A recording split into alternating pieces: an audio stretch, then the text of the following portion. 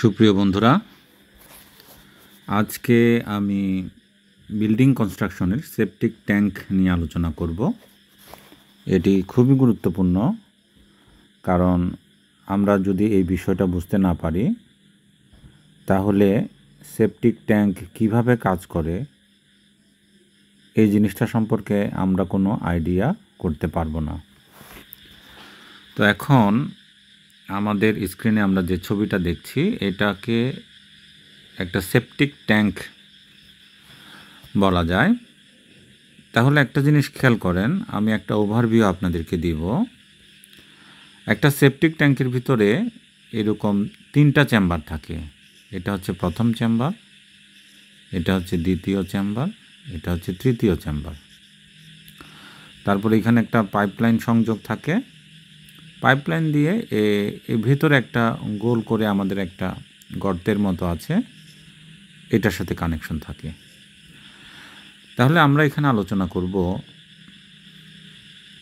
কোনটার কাজ কি এবং এখানে কোন বিষয়টা আমাদের লক্ষ্য রাখা উচিত সেই বিষয়টা নিয়ে আমি একটু আপনাদেরকে কথা বলি, জিনিসটাকে বুঝিয়ে দিই। একটা জিনিস খেয়াল করেন,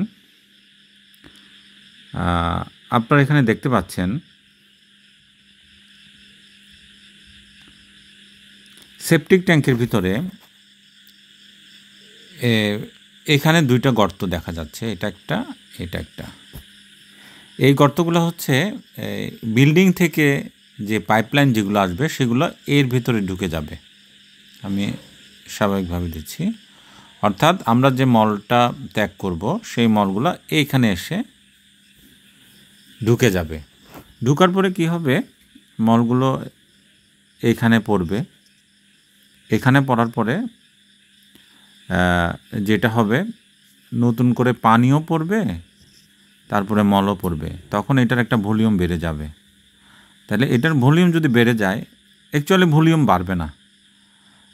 অর্থাৎ এই বরাবর এই যে লাইনটা আপনারা দেখতে পাচ্ছেন, এই লাইন বরাবরই থাকবে, কিন্তু অতিরিক্ত যে পানিটা সেটা হচ্ছে এখান থেকে গিয়ে এই যে এখানে দেখেন এখানে পড়ে যাবে। পানিটা এখান থেকে এখানে চলে আসবে, অর্থাৎ এর বাইরে কখনো পানি উপরে উঠবে না। এখানে যে পানিটা পড়বে অতিরিক্ত পানিটা এখানে চলে আসবে। আবার এখানে যখন একটু করে পানি বাড়বে যেটা, সেই পানিটা আবার এই যে এখানে গর্তটা দেখতে পাচ্ছেন এই গর্ত দিয়ে ঢুকে গিয়ে এখানে চলে আসবে। আমি সব জিনিসটা আবার একটু মুছে দিই, আপনাদেরকে জিনিসটা বুঝিয়ে দিই। তাহলে আশা করি বুঝতে পারছেন। অর্থাৎ এখানে একটা লাইন দেখতে পাচ্ছেন, এই বরাবর লাইন, এখানে একটা স্লোপ পানিটা সহজে পড়ে যাওয়ার জন্য, এবং এই বরাবর পানির লেভেল, এবং ঠিক এই বরাবর গর্তের লেভেলটা থাকবে। অর্থাৎ আমরা পায়খানা করার পর এখান থেকে যে পানি পড়বে, এখান থেকে যে পানিটা আসবে, যে অতিরিক্ত পানি সেটা এখান থেকে চলে যাবে, এখান থেকে এটাতে চলে যাবে। এটা হচ্ছে মেন। আশা করি এই পর্যন্ত বুঝতে পেরেছেন। এখানে দেখেন, খেয়াল করেন, এই যে এখানে একটা গর্ত দেওয়া আছে। আমি কালারটা একটু চেঞ্জ করি আপনাদের বোঝার সুবিধার জন্য। তাহলে এখানে যে গর্ত একটা দেখতে পাচ্ছেন, আমরা পরের ছবিতে দেখব এই গর্তটা আসলে কেন দেওয়া হয়।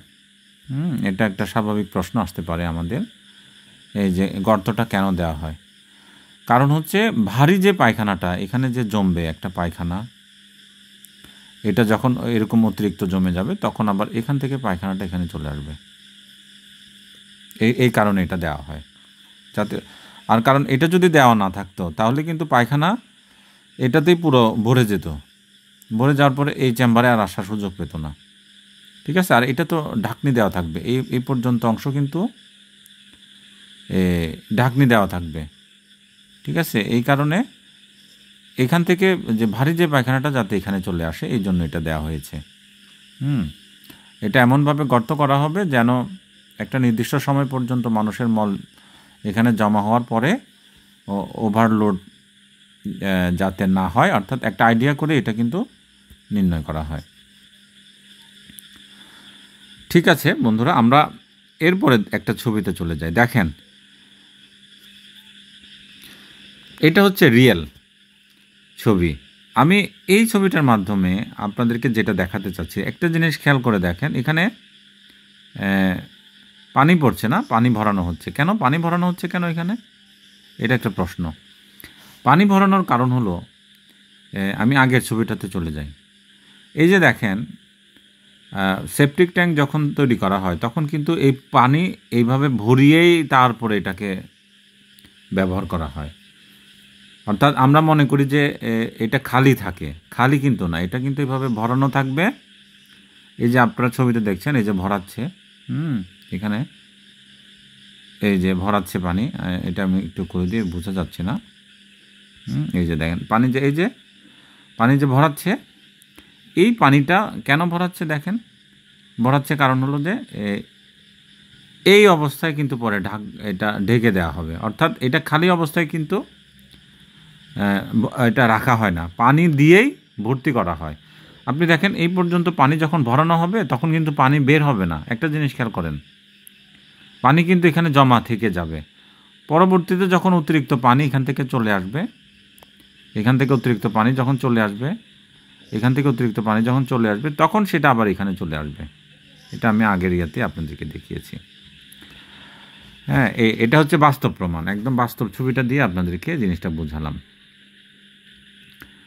আমরা এর পরের কিছু ছবিতে চলে যাই। এখানে এটার কিছু না, এটাকে জাস্ট আমরা এটা বোঝাচ্ছি যে এটা first chamber, second chamber, third chamber. এখানে একটা যে গর্ত আছে সেটাকে আমি আগে আলোচনা করেছি, এটা বোঝানোর জন্য ছবিটা দেওয়া হয়েছে। নেক্সট ছবিতে এইটা দেওয়া হয়েছে, এটা এই কারণে যে আসলে এখানে যে একটা স্লোপ দেওয়া আছে এই জিনিসটা বোঝানোর জন্য। ঠিক আছে, এই জিনিসটা আপনারা খেয়াল করবেন। জিনিসটা আমি আগেই বলেছি, এখানে ছবির মধ্য দিয়ে আপনাদেরকে আরেকটু জিনিসটা বোঝালাম। আর এই ছবিটা দিয়েছি দেখেন, এখানে একটা এই যে ফাঁকা আছে, গ্যাপ আছে, এটার মানে কি, এটা দিয়েই কিন্তু প্রথম চেম্বার থেকে এই দ্বিতীয় চেম্বারে পানি আসবে। বিষয়টা আমি আবার প্রথম ছবিতে যাই, দেখেন, না ওইটা আমি ভুল বলেছি, ওখান থেকে আসবে না, এটা ওই পর্যন্ত এটা কোনো না কোনোভাবে ঢেকে দিবে এটা। এই যে এখানে যেটা দেখতে পাচ্ছেন, এটা ঢেকে রাখা হবে। হ্যাঁ, এরপরে দেখেন এখানে এটা কি বললাম, কেন বললাম, এই ছবিটা দেওয়ার উদ্দেশ্য হচ্ছে যে পানির লেভেলটা বোঝানো আর কি আপনাদেরকে, কোন লেভেল পর্যন্ত থাকবে। অর্থাৎ এখানে যে গর্তটা আছে, গর্তের লেভেল পর্যন্ত পানি থাকবে। এখন আমি প্র্যাকটিক্যাল কাজটা আপনাদেরকে দেখাবো। দেখেন প্র্যাকটিক্যালি যখন ওভাবে গর্ত করবে, গর্ত করার পর এখানে একটা আরসিসি ঢালাই দেওয়া হয়েছে। হ্যাঁ, একটা সিসি ঢালাই দেওয়া হয়েছে, আরসিসি না হলেও সিসি ঢালাই দেওয়া হয়েছে। সিসি ঢালাই দেওয়ার পরে দেখেন কাজটা তারা করতেছে, এখানে ইটের গাঁথনি দিয়ে আস্তে আস্তে কাজটাকে তারা এগিয়ে নিচ্ছে। তারপরে দেখেন এই ছবিটা আনার উদ্দেশ্যটা কি, এই ছবিটা আনার উদ্দেশ্য হচ্ছে একটা নির্দিষ্ট অংশ পর্যন্ত গাঁথনি করার পরে এই যে এই অংশটা, এখানে যে এটাকে বলা হয় যে কাঠের যে স্ল্যাবগুলো দেওয়া হচ্ছে, এটা দেওয়ার উদ্দেশ্য হচ্ছে এখানে কিন্তু কাঠটি সিসি ঢালাই করবে। হ্যাঁ, সিসি ঢালাই করলে এটা একটু মজবুত হবে, সেই জন্য, অর্থাৎ নিচের পানি যাতে উপরে চলে না আসে। এই যে দেখেন, এই যে আমি একটু কালার চেঞ্জ করি, যাই হোক যে কোনো একটা কালার নিলাম।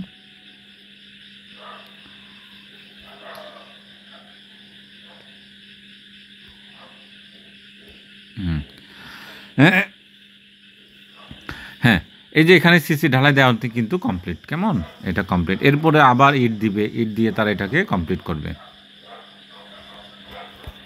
এটা তৈরি করার পরে অনেকটা এই ধরনের হবে। এখানে আবার এই যে রড দেওয়া হয়েছে, এখানে আবার সিসি ঢালাই করা হবে। হ্যাঁ, বেস করা হচ্ছে, এখানে বিম তৈরি করা হচ্ছে। এই যে দেখেন এখানে দুইটা গর্ত